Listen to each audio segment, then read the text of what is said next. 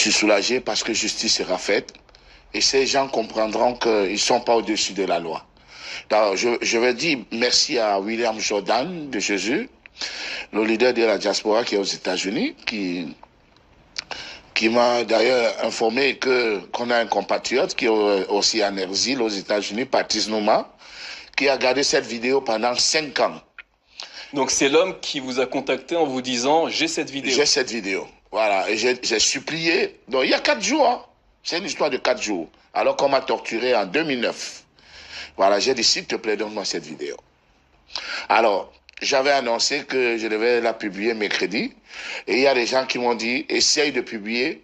Si tu n'aimes pas ta famille et tes enfants, essaye de la publier. J'ai dit, alors, okay. Il vous a dit pourquoi est-ce qu'il vous a contacté pour vous dire qu'il avait cette vidéo? Mais parce qu'il savait qu'on m'avait torturé. Il savait qu'on m'avait torturé, comme certains amis, on discute tout le temps. Et pour lui, savoir qu'il y a cette vidéo devait tout changer, pas seulement pour moi, devait libérer tout le Cameroun, libérer tous ceux qui sont victimes d'injustice au Cameroun. Voilà, et je crois que c'est ce qui se passe actuellement. Alors, vous n'avez pas de doute quant à l'identité des hommes qui vous ont fait subir ces sévices. Qui est l'auteur de la vidéo que vous avez publiée ce mercredi et qui sont les hommes qui vous ont torturé? Alors, c'est celui qui me filmait, c'est Ben Tabala. C'est Ben Tabala qui me filmait pendant qu'il y avait plus de 10 militaires musclés qui me tapaient avec toutes leurs forces. D'ailleurs, la vidéo... Qui est ce monsieur précisément, pour nos téléspectateurs? Pardon? Qui est ce monsieur? Monsieur Tabala, il était le commandant de la sécurité militaire. Maintenant, il est colonel. C'est lieutenant, il est colonel à Kribi. Mais sur les ordres du grand patron, Émile Mbankui, qui est le patron de toute la CEMIL au Cameroun. Voilà, parce que c'est Mbankui que j'ai eu au téléphone, qui dit que j'ai demandé qu'on te libère. Et c'est Mbankui qui avait mon passeport. Il faut le dire, parce que ils ont arraché mon passeport avec un visa du Canada. Je n'ai plus jamais eu ce passeport. Quand vous dites Mbankui, vous parlez de Émile Mbankui, c'est bien ça? Émile Mbankui Julien.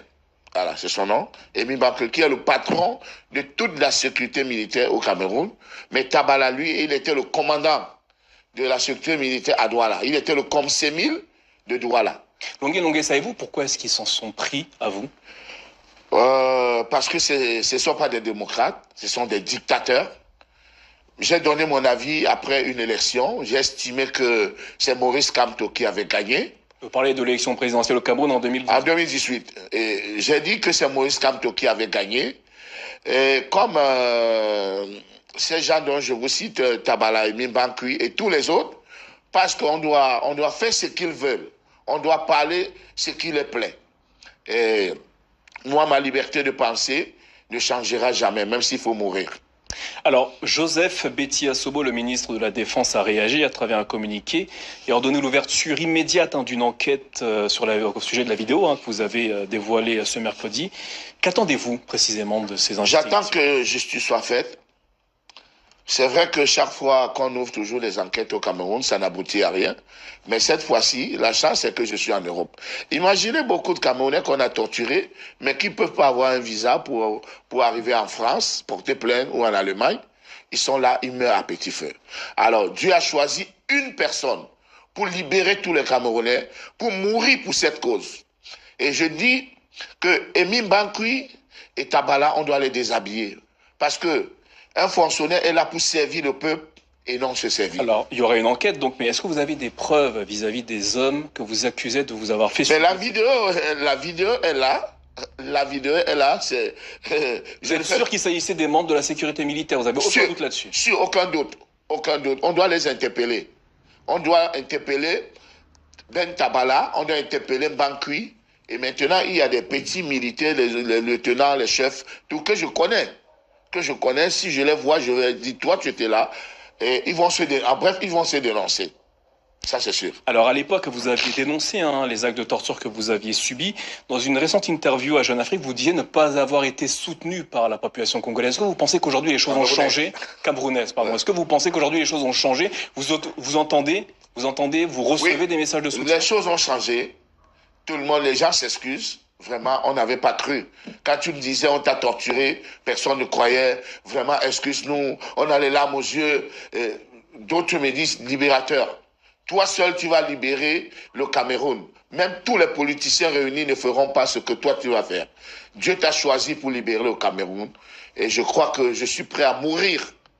Mourir. Parce que l'égoïsme et la boulimie du pouvoir, les gens qui veulent...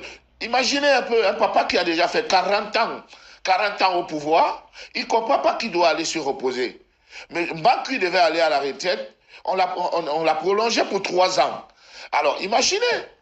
Longué, quelle est votre situation? Est-ce que vous avez la possibilité de retourner au Cameroun? Je ne peux pas, sinon c'est la mort. C'est vrai que même ici, ils ont des lieutenants, ils ont des antennes ici, même ici, je ne suis pas en sécurité.